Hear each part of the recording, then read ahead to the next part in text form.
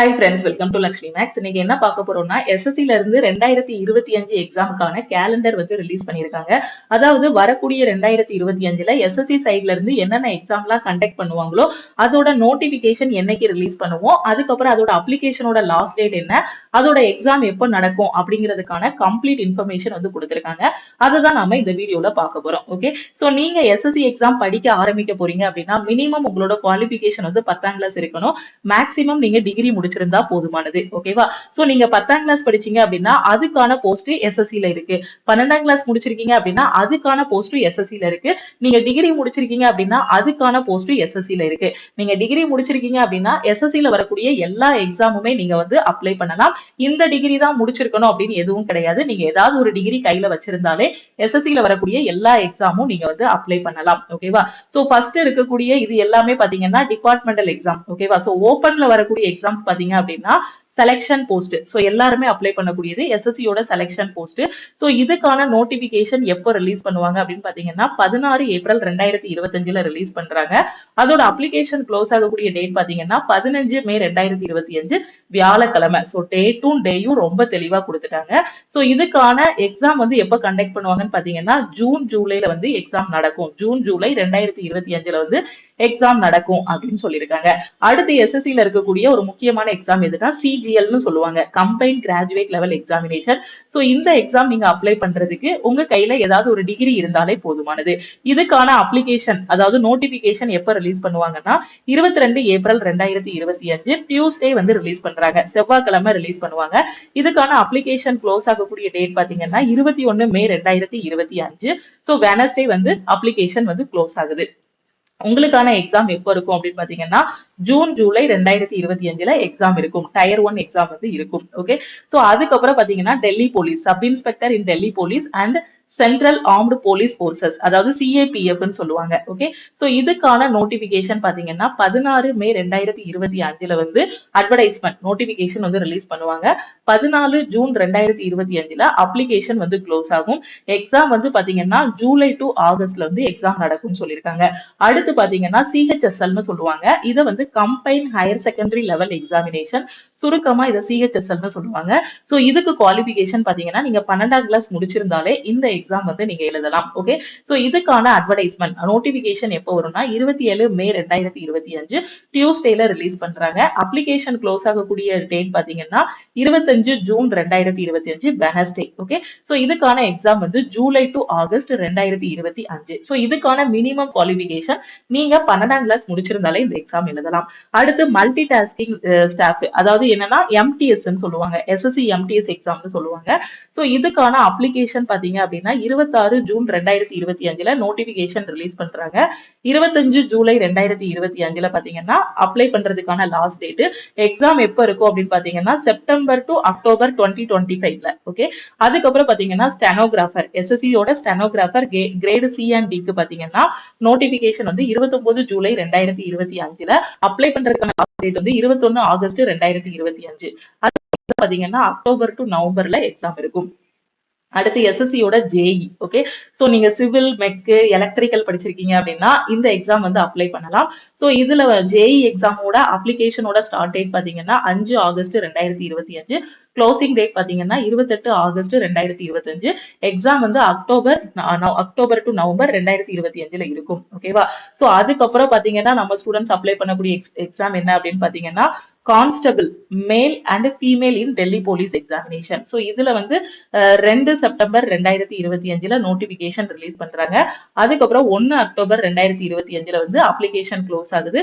So November to December 2025ல exam இருக்கும். Okay, அதே மாதிரி பாத்தீங்கன்னா கான்ஸ்டபிள் டிரைவர் மேல் இன் டெல்லி போலீஸ் பாத்தீங்க அப்படின்னா அதுக்கான நோட்டிபிகேஷன் 19 செப்டம்பர் 2025. அதுக்கப்புறம் அதுக்கான க்ளோசிங் டேட் பாத்தீங்கன்னா 12 அக்டோபர் 2025. எக்ஸாம் வந்து நவம்பர் டு டிசம்பர் 2025ல இருக்கும். ஓகே, சோ அதே மாதிரி பாத்தீங்கன்னா head constable Delhi police examination கொடுத்திருக்காங்க.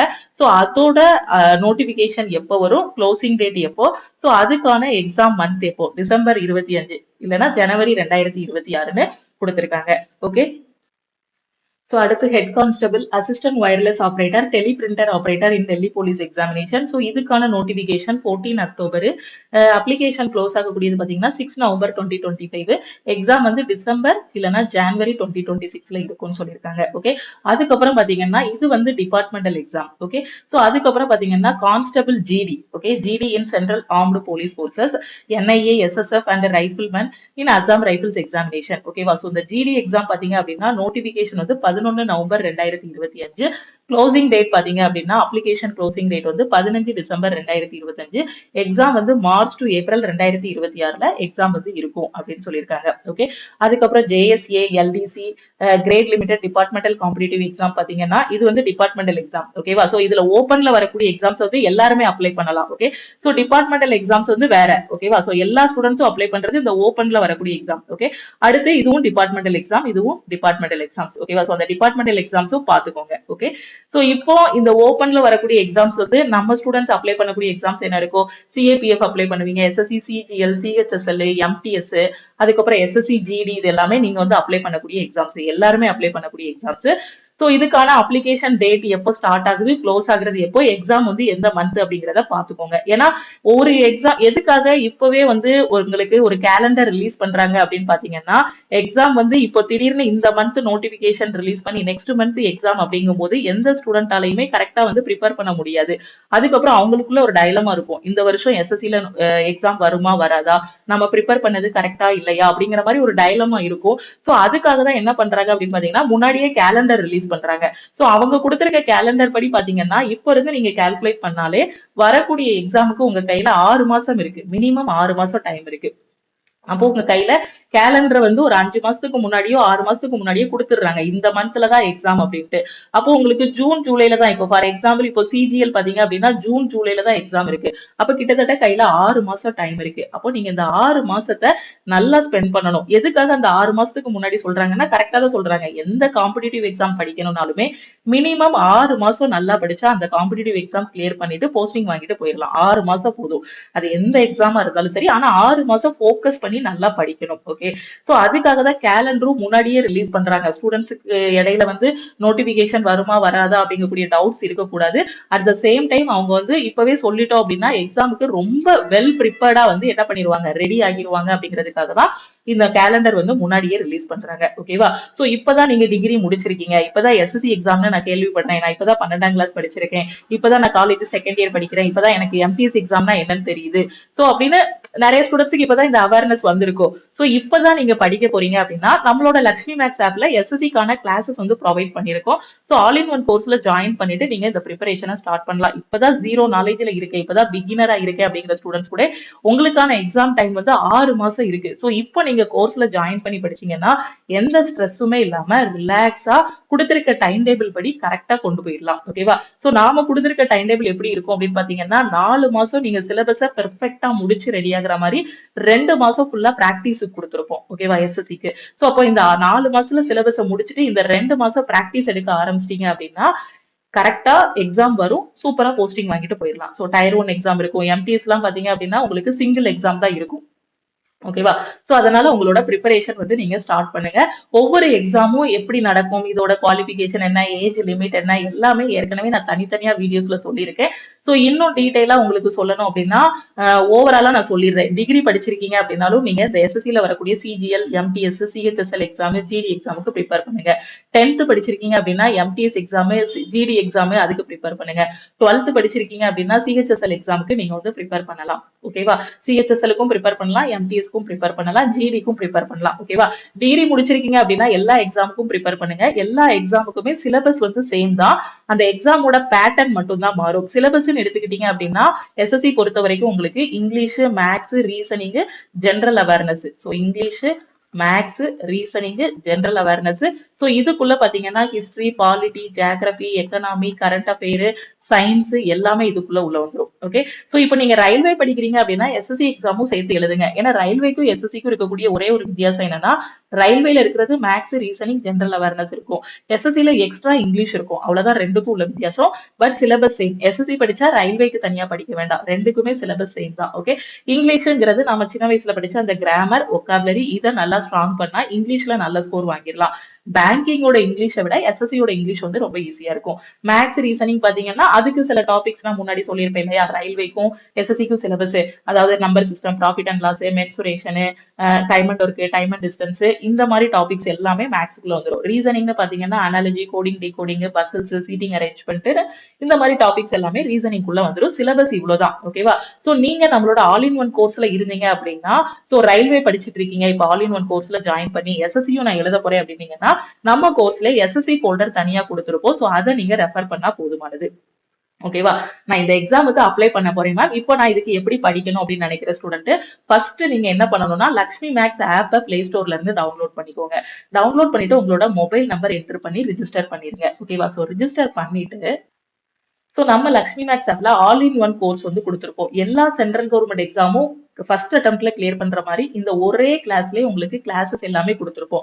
இந்த ஒரே கோர்ஸ்ல எல்லா கிளாஸஸும் இருக்கும். சோ இதோட வேலிடிட்டி பாத்தீங்க அப்படின்னா உங்களுக்கு லைஃப் டைம் வேலிடிட்டி கொடுத்துருப்போம். ரயில்வேல வரக்கூடிய எல்லா எக்ஸாமும் இந்த ஒரு கோர்ஸ் ஃபாலோ பண்ணி உங்களால கிளியர் பண்ண முடியும். எஸ்எஸ்சில வரக்கூடிய எக்ஸாம்ஸும் இந்த ஒரு கோர்ஸ் ஃபாலோ பண்ணி உங்களால கிளியர் பண்ண முடியும். அதுக்காக தான் இதோட வேலிடிட்டி வந்து லைஃப் டைம் வேலிடிட்டி கொடுத்துருக்கோம். சோ இந்த கோர்ஸை ஓபன் பண்ணிட்டு நீங்க கண்டென்ட்டுக்குள்ள போனீங்க அப்படின்னா உங்களுக்கு topic wise videos, railway, SSC folder கொடுத்துருப்போம். இப்போ நீங்க எஸ்எஸ்சி படிக்கிறீங்க அப்படின்னா இந்த எஸ்எஸ்சி ஃபோல்டருக்குள்ள போனீங்க அப்படின்னா உங்களுக்கான கிளாஸஸ் எல்லாமே இருக்கும். சோ எஸ்எஸ்சிக்கு கீழே வரக்கூடிய எல்லா எக்ஸாமும் இதுல கவர் பண்ணிருப்போம். எஸ்எஸ்சி எம்டிஎஸ், சிஜிஎல், சிஹெச்எஸ்எல், அதுக்கப்புறம் எஸ்எஸ்சி ஜிடி, அதுக்கப்புறம் பாத்தீங்கன்னா Delhi police, SSC CAPF, SSC steno, selection post. So எஸ்எஸ்சிக்கு கீழே இப்போ கேலண்டர்ல என்னென்ன போஸ்ட் எல்லாம் சொல்லியிருந்தாங்களோ அது எல்லாமே இந்த ஒரு கோர்ஸ்ல உங்களுக்கு கவர் ஆகிரும். ஓகேவா? சோ இதை மட்டும் ஃபாலோ பண்ணாலே கண்டிப்பா வரக்கூடிய 2025 எஸ்எஸ்சில உங்களால போஸ்டிங் வாங்க முடியும். ஆனா இப்ப இருந்து நீங்க ப்ரிப்பரேஷன் ஸ்டார்ட் பண்ணணும். ஓகேவா? சோ இந்த கிளாஸ்ல நான் ஜாயின் பண்ணணும் மேம், இதுல எப்படி ஜாயின் பண்றது அப்படின்னு கேட்டீங்கன்னா சோ நம்ம லக்ஷ்மி மேக்ஸ் டீமுக்கு நீங்க கான்டாக்ட் பண்ணணும். ஃபர்ஸ்ட் ஸ்டெப் ஆப்பை டவுன்லோட் பண்ணிருங்க.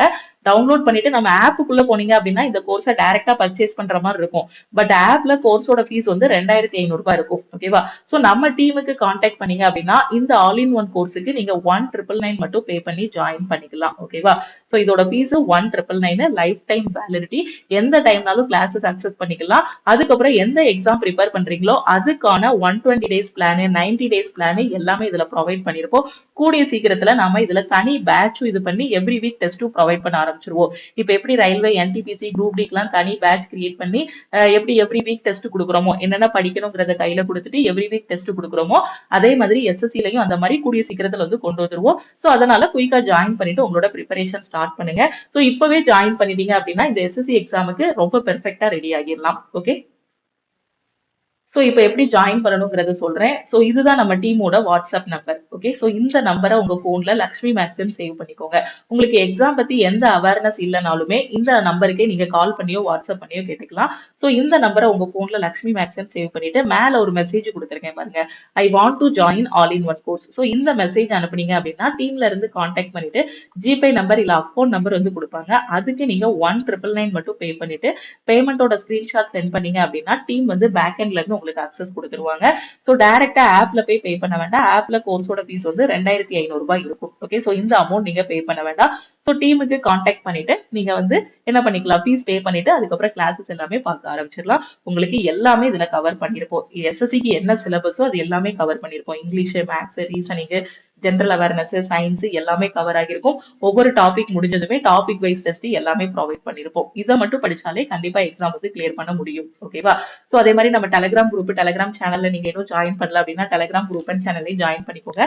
இன்ஸ்டாகிராம்லயும் லக்ஷ்மி மேக்ஸை ஃபாலோ பண்ணிக்கோங்க. உங்க ஃப்ரெண்ட்ஸும் எக்ஸாம்க்கு படிச்சிட்டு இருக்காங்க அப்படின்னா மறக்காம அவங்களுக்கு இந்த வீடியோவை ஷேர் பண்ணுங்க.